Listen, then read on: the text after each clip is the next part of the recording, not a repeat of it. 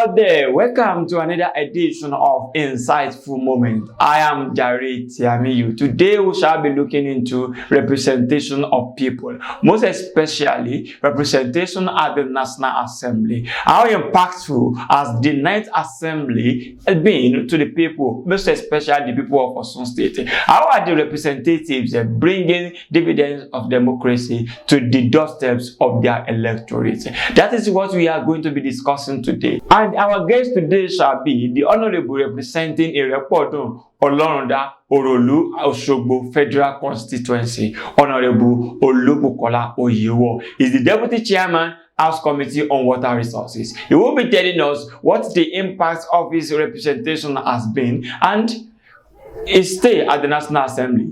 How has been his contributions to the national development? This is Insightful Moment. Join me on the other side with him.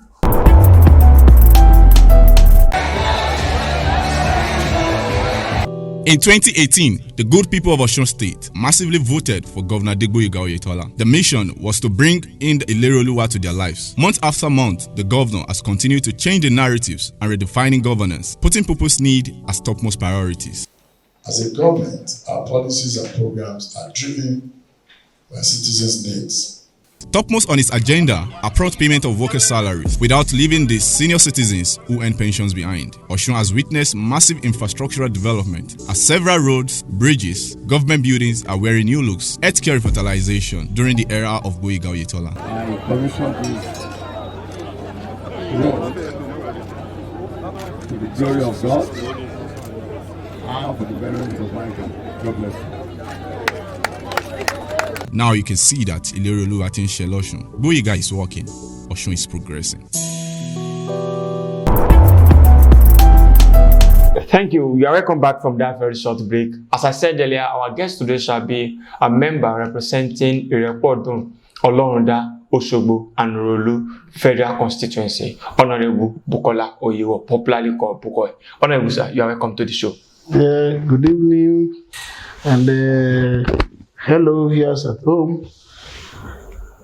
Sir, we want to talk about your 1 year in office, and also we'll be talking about what have been your achievements in the house and outside the house. I mean, with the constituents here. Sir, you were sworn in 2019, precisely in June 2019.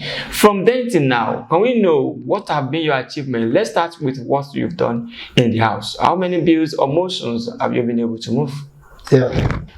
Thank you very much. The Ninth Assembly was inaugurated on the 11th of June 2019, and it has been eventful. The achievements can be in many categories. Well, legislative work, we can talk of bills and motions.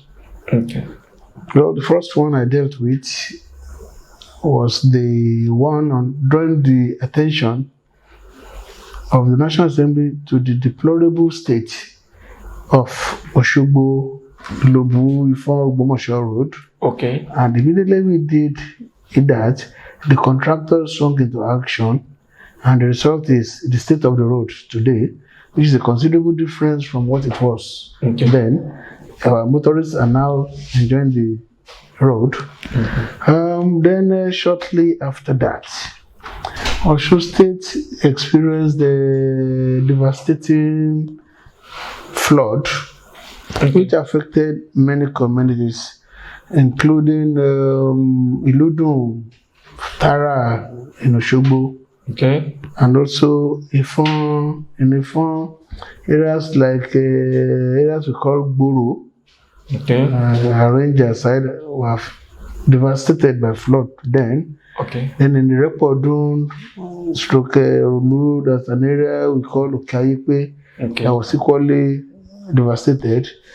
That prompted my motion on the floor of the House in October, where it was passed that the Federal Ministry of Works, as well as the Osun River Basin Development Authority, should look into it with a view to identify the causes and finding solution.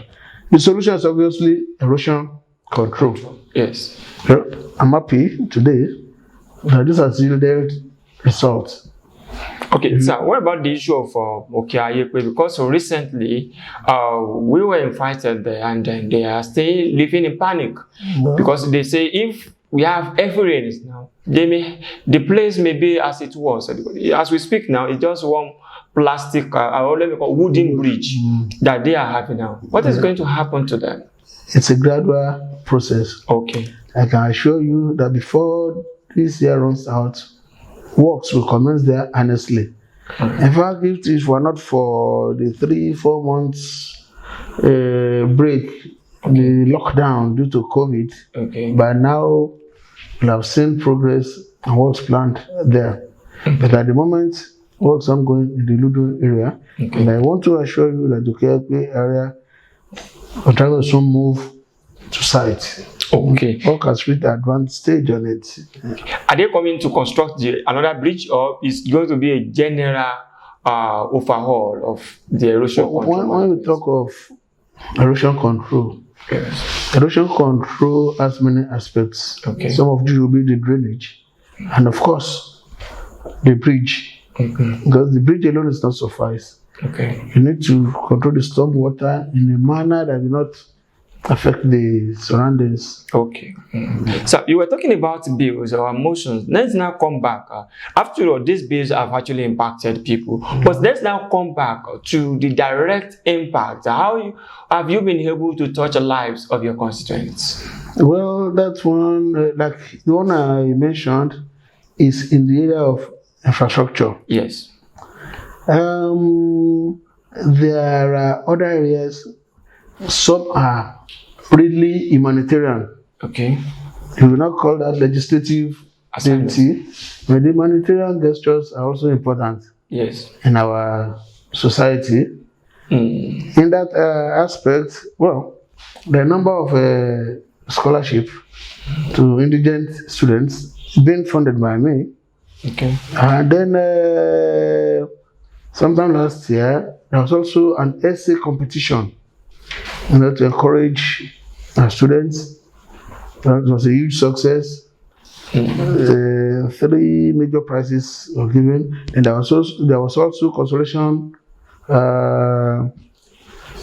prizes for all the participants. Then in the area of health, that's humanitarian too. Recently brought in medical experts from as far as Canada, America. There was a medical retreat in my constituency office where I think they ran for 3 days, where people were tested and given various medications, including medical classes. So that's one of our contribution in that wise. And in the area of sport development, you are aware the late last year, to mark the first anniversary of our able Governor Oyewo, members of the National Assembly organized a sporting competition where the finals came up at the Osogbo Stadium. So those are the few among the others.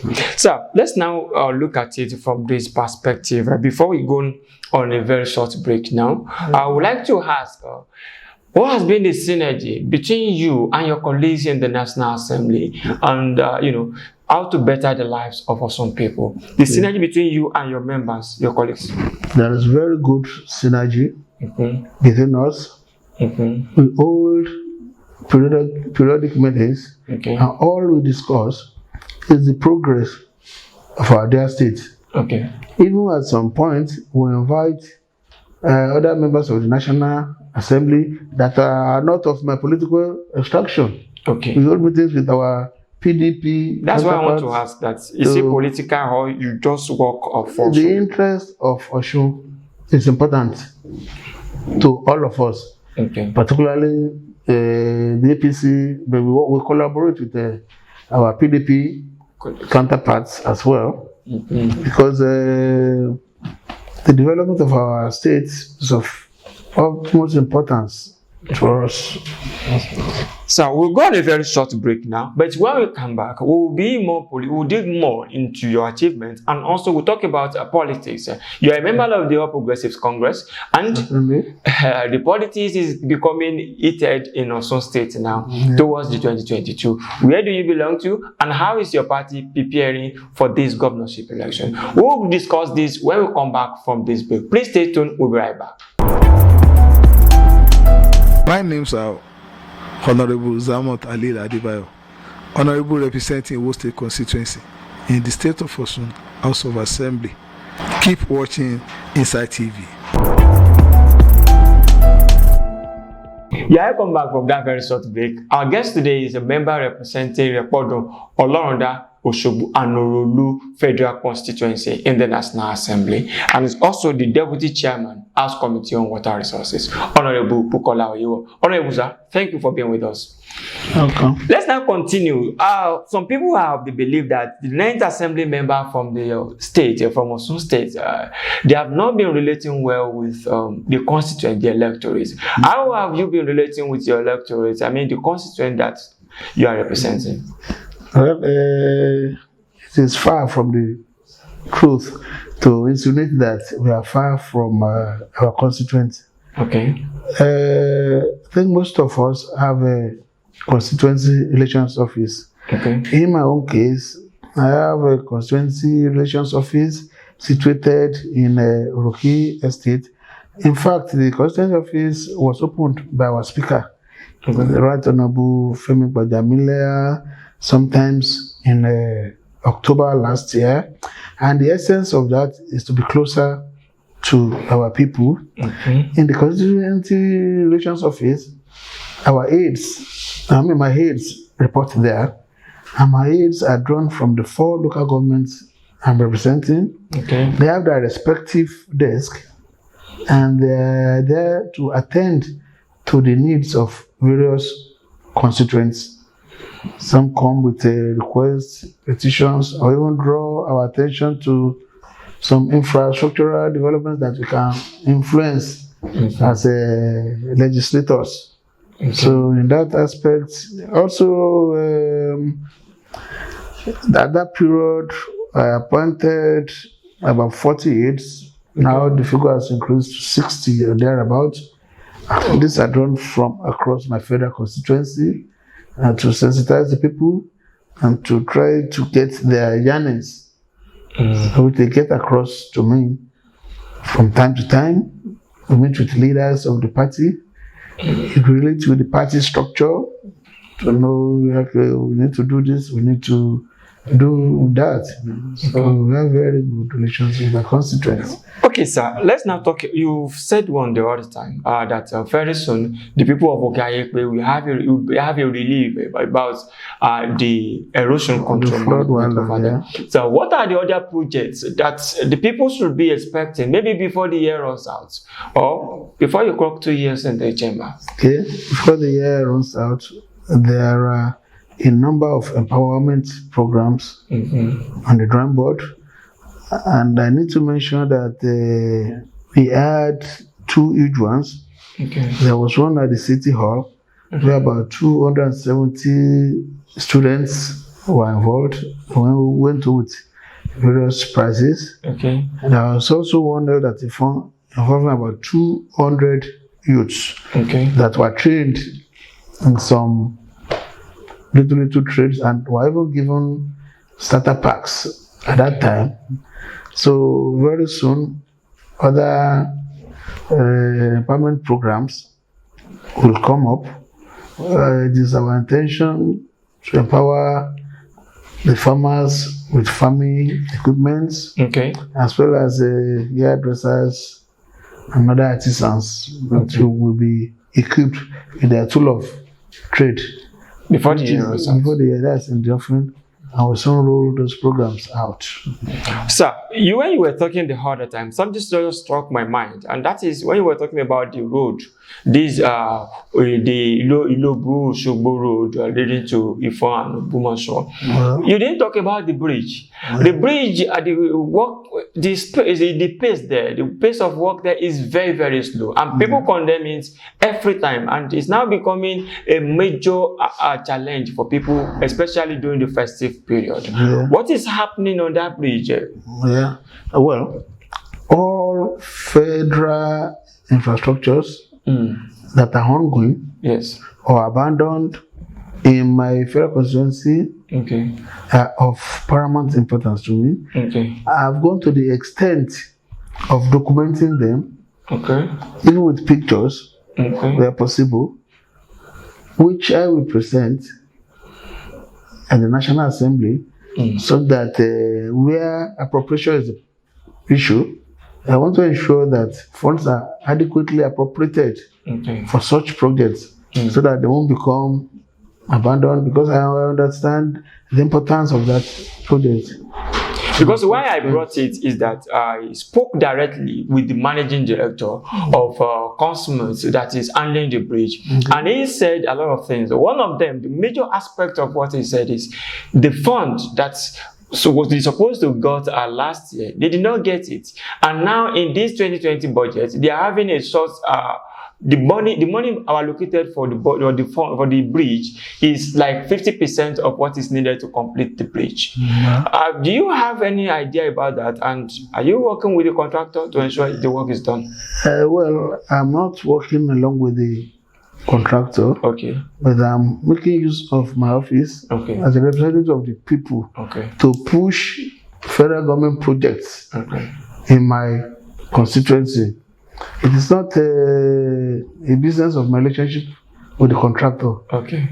It's an appropriation matter, which is being handled by the appropriation committee, and I'm making adequate representation for my people to ensure adequate provision, such that the project can be completed on time.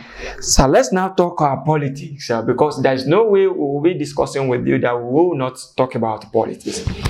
Also states now, the political atmosphere is getting tense on a daily basis, most especially considering the fact that the opposition are now waking up to their responsibilities, and they are saying that 2022 they are going to meet your governor at the ballots. Do you think it is going to be an easy ride for your party, considering what happened in 2018? Well, I don't understand what you mean by the political atmosphere getting tense. Because as far as we are concerned, in APC, we are very, very comfortable in that we win elections arms down.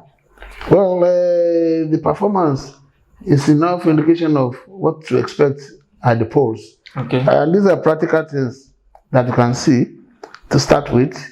Look at the Soji Aderemi East bypass, which was started by the previous administration, ongoing. At the moment, it's something can check up. Go to Alekuwodo, that one is even completed. Go to Osogbo Federal Road, all those things as score marks for us, and the citizens are seeing it. Let's talk about salary, which used to be while in the past. Civil servants are getting their salaries regularly. In fact, recently the government even released about 150 million to take care of the pensioners. So you can see why I say we are comfortable about the forthcoming polls, though OCEC has not come up with a clear timetable as we speak. But I am very sure that at the level of the performance of the present administration is the guarantee of our success at the polls. Then let's go to the health sector too. About 332 PHCs have been revitalized, about 6 general hospitals, and there's even health insurance scheme in Osun State, which is a huge success. So those are enough indications of what the polls will be. So you are saying that your party is not feeling any heat, that the opposition are grooming themselves, that they are working to ensure that come 2022 they deal with you. That is not unexpected, but we are confident.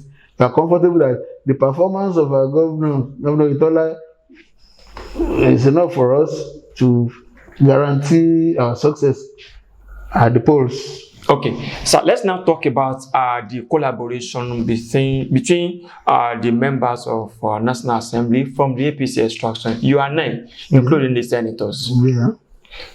How are you collaborating with the state government? Because the last administration enjoyed the National Assembly, the collaboration with the National Assembly. Is the present administration also enjoying it? Yes, we do.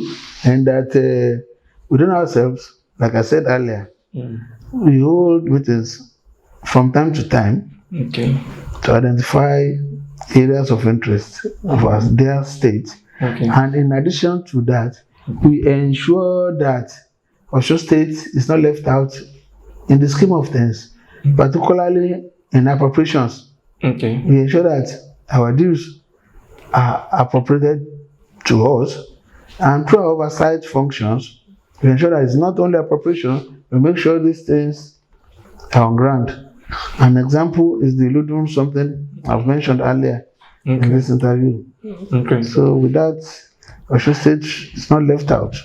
Honourable sir, let's now conclude this interview, but I would like to go back to the National Assembly and I will talk precisely about the dramas that we the onlookers are watching on daily basis, considering the financial malfeasance that we record at different committees. How is the National Assembly ensuring that people that have been found wanting of any financial misappropriation are dealt with? Precisely, I have in mind the issue of NDDC. Yeah. Well, the issue of NDDC, the investigation is still ongoing, and the drama that unfolded is a clear indication of the commitment of this 9th Assembly, particularly the House of Representatives under the leadership of Right Honourable Femi Amila, that we have zero tolerance for financial malfeasance, and that played itself out in the course of our investigative sittings on matters like that. Like the NDDC, it's very wrong about such issues. But you can see clearly from what happened there, it didn't go to an extent that I think the minister for Niger Delta claimed that maybe 50% or one ridiculous percentage goes to National Assembly. And it was embarrassing enough for us to tell the minister to name any member of the 9th Assembly involved in such. He was even given an ultimatum of 48 hours to do that or face the consequences of the law. Before the 48 hours ran out, the man came out with something like an apology that was not referring to. But he mentioned some names of maybe not members of the 9th Assembly. I'm a member of the 9th Assembly. I can't speak for 8th Assembly or 7th or 6th or whatever. So on the issue of a public account, everything is going on well. And in fact, presently, the Public Account Committee is in Osho State at the moment. Yeah, I'm part of it. And the idea is to ensure value for money for federal funds that are coming into the state. So that's part of our oversight function as members of the 9th Assembly. Like I said earlier, any money appropriated for whatever in this state, we want to ensure that we get value for it. We want to make sure that such projects are on ground properly executed. Thank you so much, Honourable Olubukola Oyewo, the Honourable Member representing Irepodun, Olorunda, Osogbo, and Orolu Federal Constituency in the Great Chambers. Thank you for being with us, and we'll continue to monitor your activities in the Great Chamber, and also we believe that when we have questions, we'll be welcome to ask them, and we are going to provide adequate answers to all our questions. That is how far we can go on this segment. Please join me on the other side. I'm inspired by what Inside Links Media, what they are doing. They are doing a very, very good job, and I want you to keep listening to them. Thank you. I want to believe we had a very nice conversation with Honourable Olubukola Oyewo, the lawmaker representing Irepodun, Olorunda, Orolu, and Osogbo Federal Constituency in the Great Chambers. He was able to tell us what he has done in the last 12 or 13 months that he has been representing the people, and also precisely we were able to discuss issues around Ojutu Bridge, issues around the people of Okeayepe in Olorunda, and some other parts of Ifon and Neriosun, and also what is happening to the people of Irepodun in Osogbo local government. We were able to highlight all these things, and I believe that as we move on, we will continue to ask questions that have to do with the development of these people and the completion of these projects. It's very important, especially to the people that are affected by the flood. That bridge must be completed. We will continue to put pressure on him while he does the same thing to the people that are in charge of this project. That is how far we can go on this special edition. Thank you for being part of it. But before I go today, I want to give a very special shout out to our editor, the man that has been editing all our videos. That is Ido Bamidele. He celebrated his birthday on August 18th. Birthday boy, you are doing well. Seriously, you are doing well. Thank you for working with us. We appreciate you. And also to our friend Shukura, who is here. I will not say more than that. Please, in regards to you, we celebrate you today and every other day. So some other time, please ensure you stay safe. Bye for now.